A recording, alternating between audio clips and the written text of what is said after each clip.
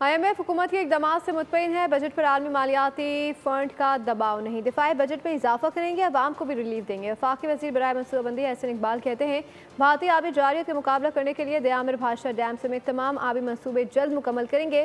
हुकूमत कोई ऐसा इकदाम नहीं करेगी जिससे कौमी इत्तेहाद और यगानियत मुतासर हो। हमारी कोशिश है कि आम आदमी को हम कम से कम बोझ डालें।